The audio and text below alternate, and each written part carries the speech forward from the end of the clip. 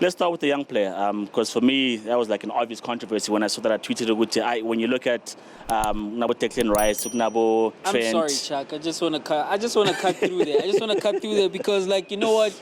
We got this on video. We got this on audio as well. And, like, I just want to say that the admin on the day that tweeted with the gif of good, let's take this to VR was Chuck. It was me because I don't agree. And the reason I want to make this clear is because I want to come back to you and say, when we had the discussion on of all the young players in the world, who are you building your team around? I said, I told you. I said Vinicius. What did you say? Please remind everybody. What did you say?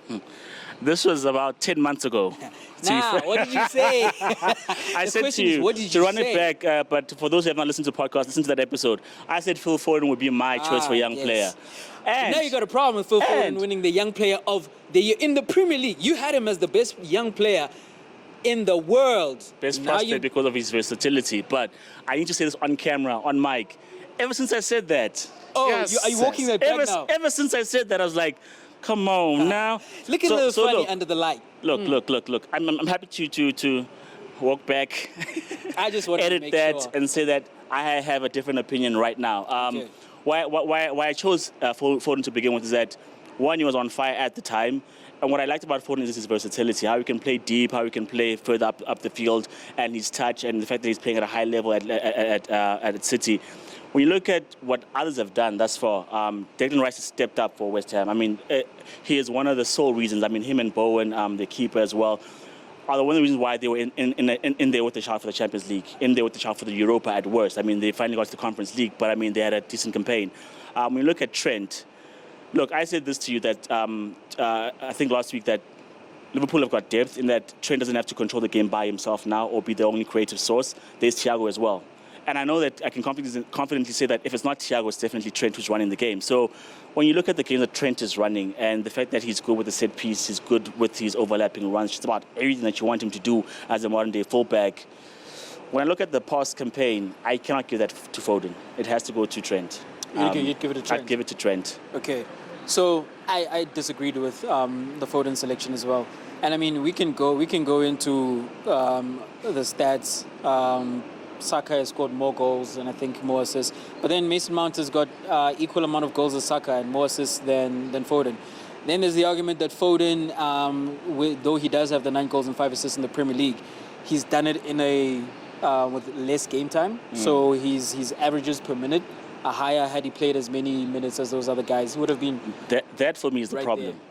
When you look at how much Liverpool depend on Trent. How much do they rely on Foden? Exactly. Yes. Yeah. So, which is also something we'll come back to with Kevin De Bruyne.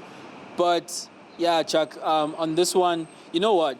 Across the board, with the young players and with the actual player of the season, it's not been one of those seasons where like a guy has shone from gun to tape, like beginning of the season all the way through to the end of the season, like has kept up that level. Of course, not every single game, but like for the most part, like they've been at the level where that guy looks a little bit of a cut above the rest. There hasn't been one such guy, you know. So it's hard for me to choose, but I think I'd also go with Trent. As an aside, if you have Bukayo Saka and Trent in the amongst the nominees for the overall player of the season, how is it that them also then being in amongst the nominees of young player of the year, not one of them wins it? How does that work? If you're at the Grammys, Chuck, and you have Kanye West, who's nominated an album of the year, like best 5 albums that the Grammy committee chose as like the best of that particular year. If he's the only hip hop album, he obviously needs to win the hip hop category, you know. So I don't even understand like how they came to that decision based on their selections. But I think I'd also go with Trent. I would consider Saka as well.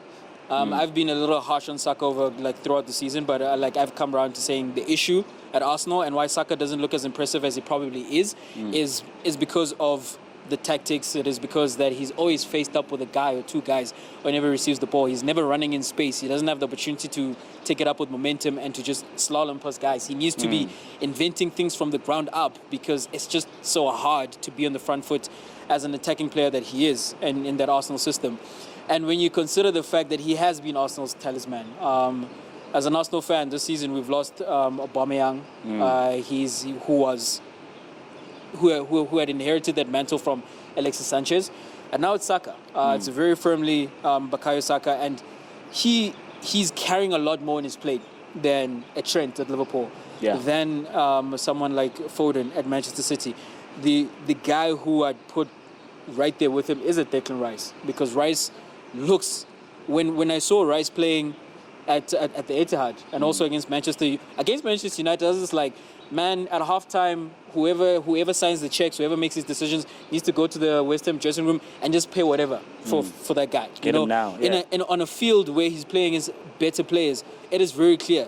This season, for me, it's become very clear that Declan Rice needs to be playing in a Champions League side. He needs to be playing in a side that's challenging for the top prizes in the game. But it's Trent, because he's just continued being brilliant. I know the defensive side of the game is not there still, but in terms of he is a midfielder playing as right back. Best delivery for me we've seen since David Beckham from that side of the field.